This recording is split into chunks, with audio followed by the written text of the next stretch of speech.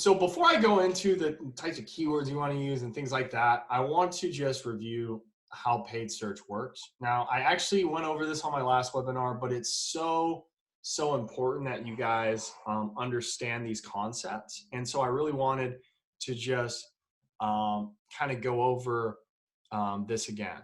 And so paid search is all about putting your ads in front of the right people. That's it. And the reason most pay-per-click campaigns fail is because whoever built them maybe did not understand your business well enough. And this is so common in the limo industry, where I'll speak with someone, they'll say, hey, I've been spending, $1,500 a month on Google Ads, my lead volume, they're just not really sure. They're like, it's okay, it's not great. And then come to find out when I look into it, they're paying, close to $50 a lead. But they just didn't know any better, right? Because how could they?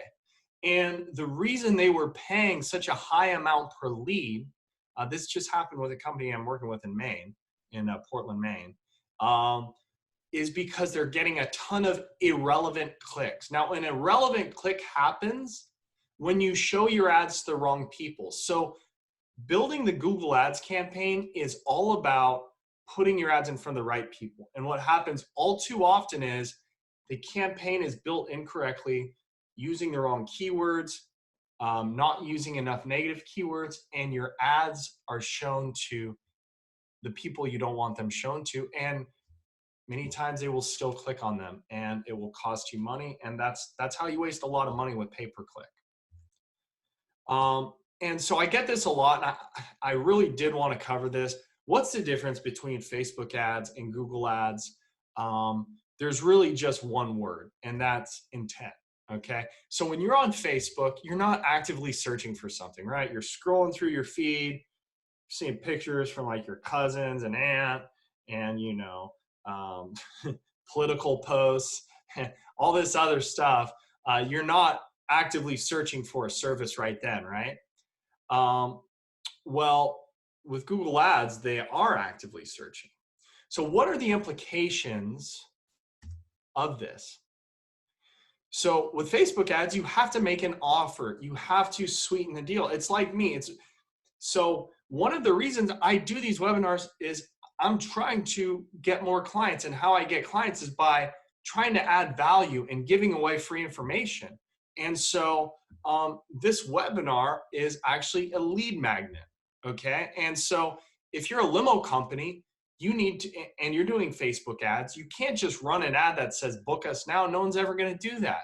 So you have to make them an offer. So you have to think, okay, what could I give them that would entice them to give me their information so I can follow up with them and sell them? And typically it's got to be something like a discount, like maybe Monday through Thursdays, you get 50%. Well, not 50% off, but maybe Monday through Thursday, you get 25% off. 10% off, 5% off, that's not going to get you much. And then also, even when you do get the Facebook leads, again, these people weren't actively searching for the service. So when you follow up with them, you have to follow up differently. That's the nice thing about Google. They're already looking for the service.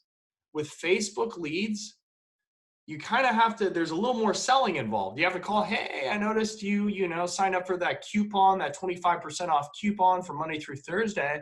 Do you have an event coming up? You were thinking, and it requires a little more salesmanship than, leads from Google when they're actively searching.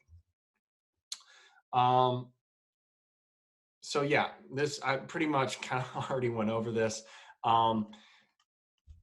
With search ads, they don't work like Facebook ads, right?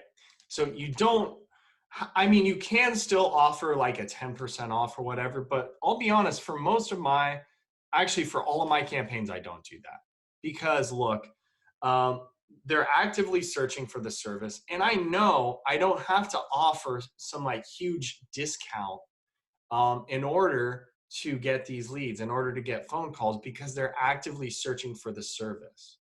And so So we don't have to offer any sort of discount. So really, when you do the math, even if you get leads on Facebook for a lot less money, they're not going to close at as high of rate because they weren't actively looking for the service. And you also have to discount your service as well. So you have to factor all that in. So what you pay for a lead isn't everything, right? I focus a lot on it because with Google Ads, the leads are typically a little more serious than a Facebook ads lead. But that isn't all that matters.